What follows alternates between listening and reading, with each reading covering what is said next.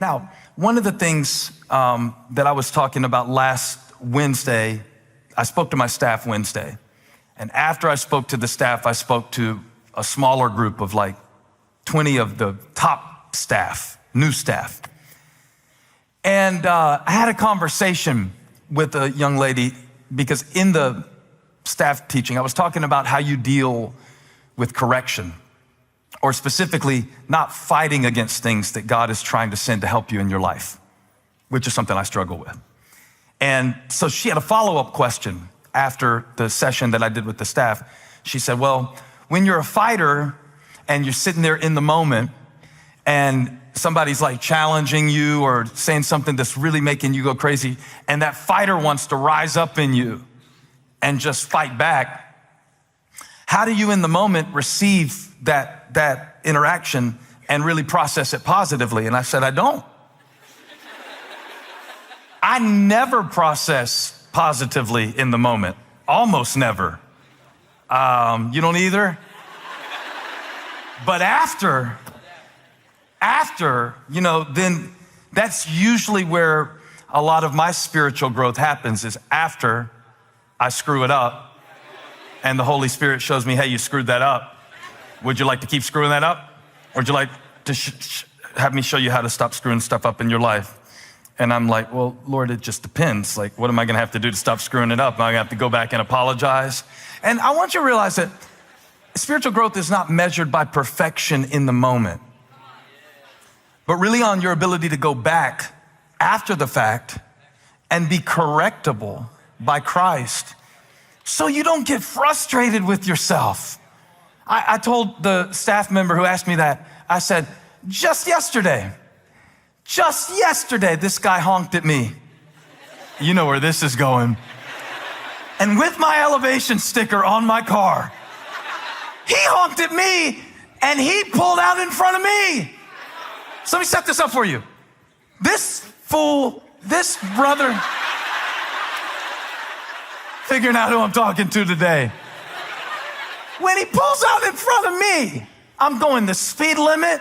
I'm doing nothing wrong. I mean, nothing wrong. I can't always say that on the road, but in this particular instance, he honks at me and he pulled out in front of me.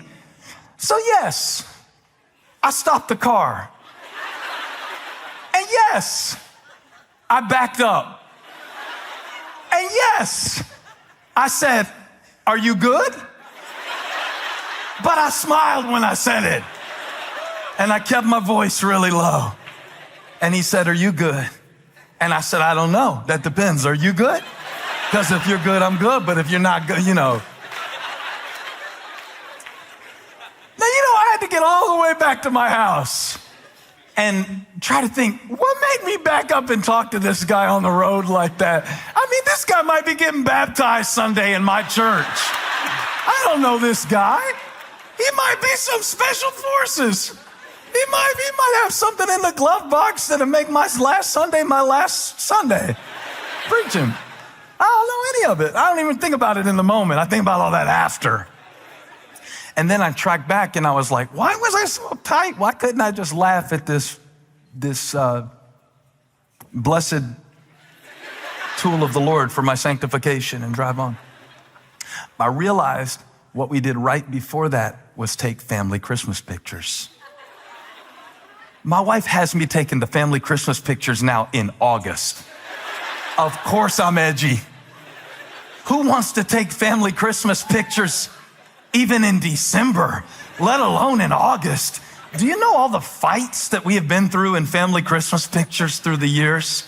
Of course I'm a little edgy. So I'm bringing this up as a humorous example at my own expense to show you how immature I can be, but that I realized that something happened before he pulled out in front of me and honked at me that made me back up in the middle of the road and act like I'm 13.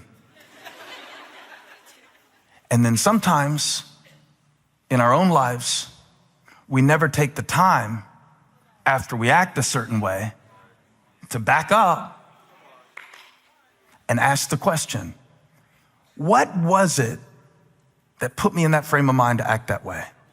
So then we just repeat the behavior over and over again.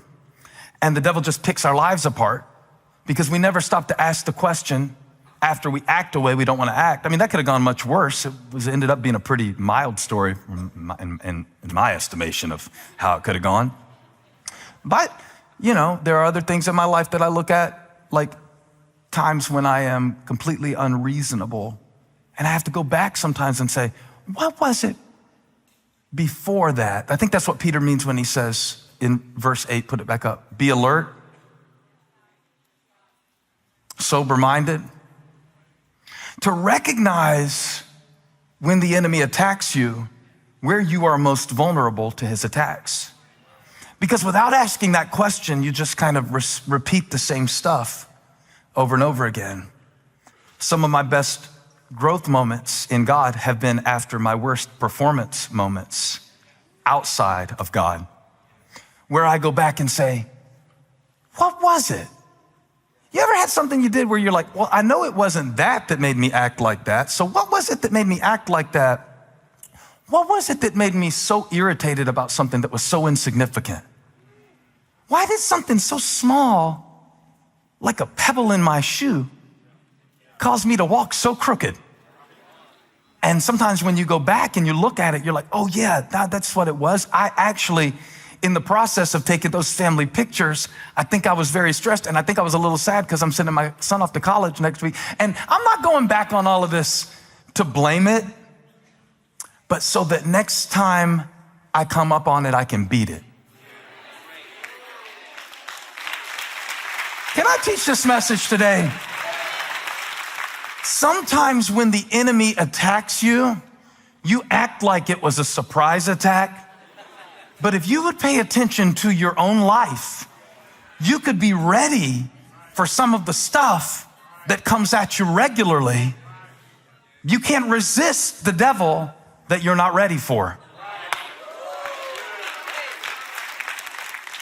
I'm just getting warmed up. I hadn't even got to my good verse yet.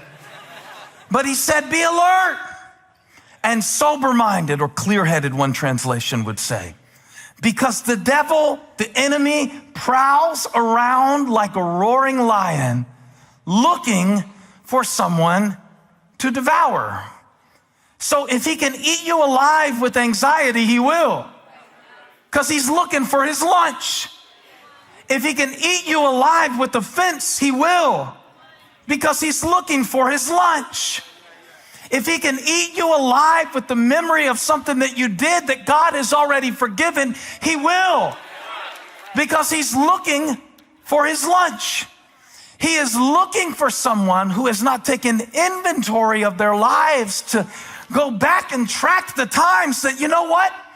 It seems like the enemy always attacks me here, and he always attacks me when. But when you have an unreflective life, when you are just reactive all the time, every attack that happens to you, you are not ready for. You cannot resist it. There is no readiness where there is no reflection.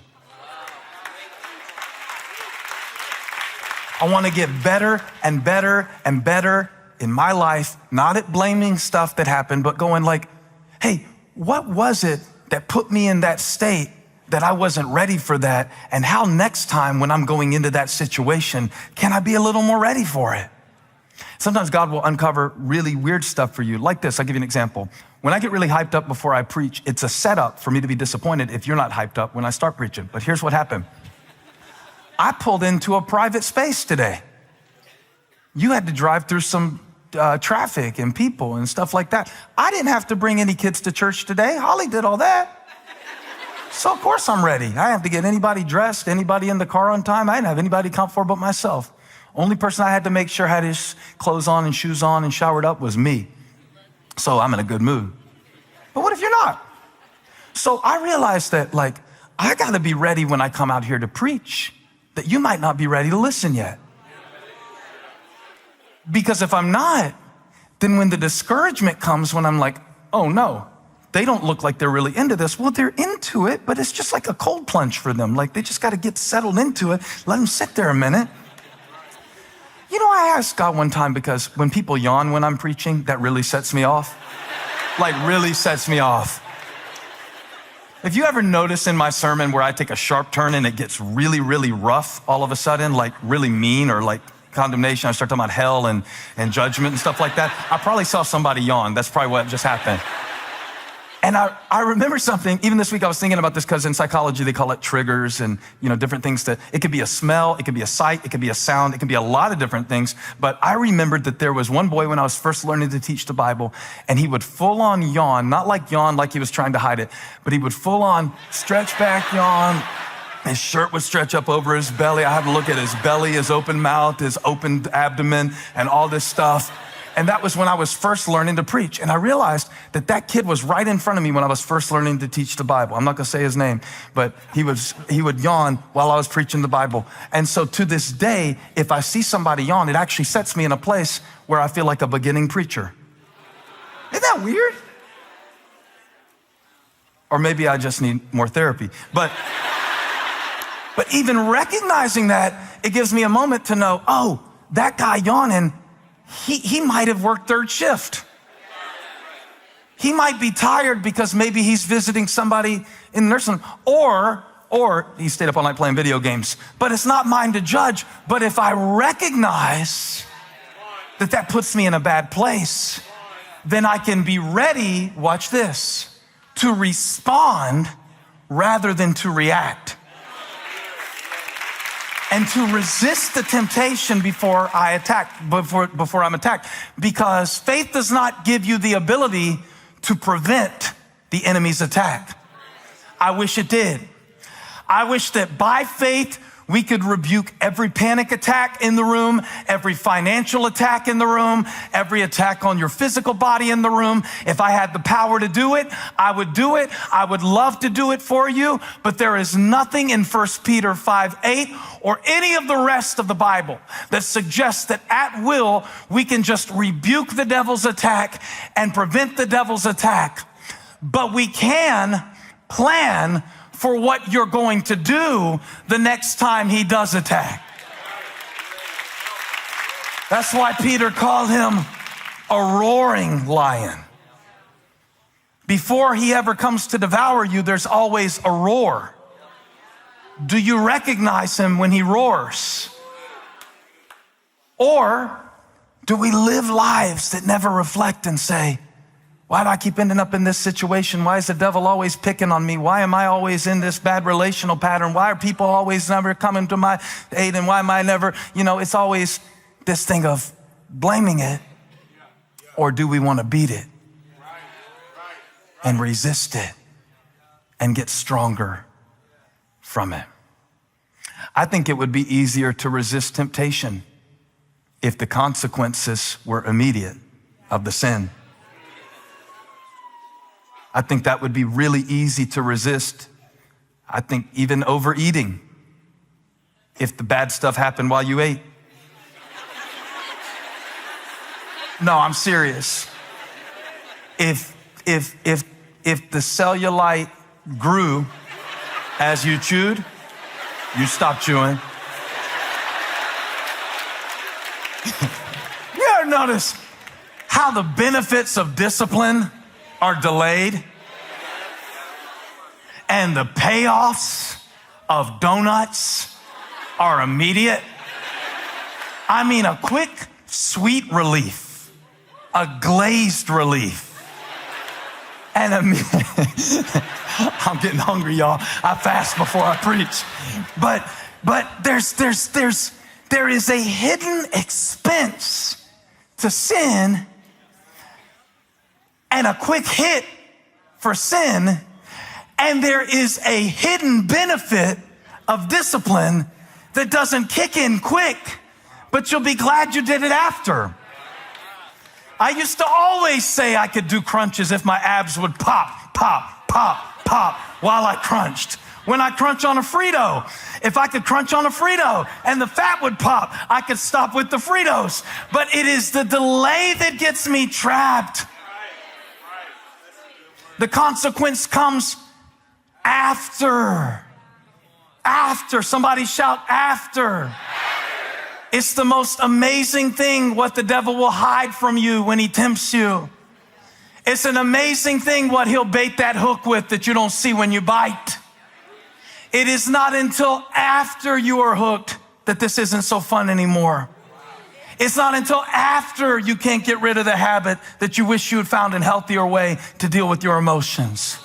And this is why we must teach in church not only the deliverance of the Holy Spirit, but the disciplines of the grace of God, so that we can help people make decisions today that they will be glad for after. I want you to pray to God after you fail, but I also want you to pray to God before you fail, so that maybe he can spare you some of the pain, that you could put something in his hands before you get caught in it, so that God could spare you from some of the wasted years. And this is not even in my notes, but I just feel like I need to go off for a minute and say, sometimes we create our own suffering because of shortcuts that we take, because of how we want to feel right now. But I heard a wise preacher say, never give up what you want most for what you want now.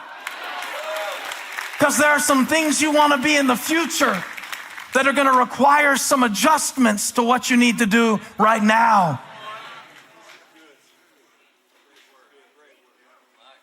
Even some of the scriptures that you hear and some of the messages that you hear that will challenge you the most, will help you the most after.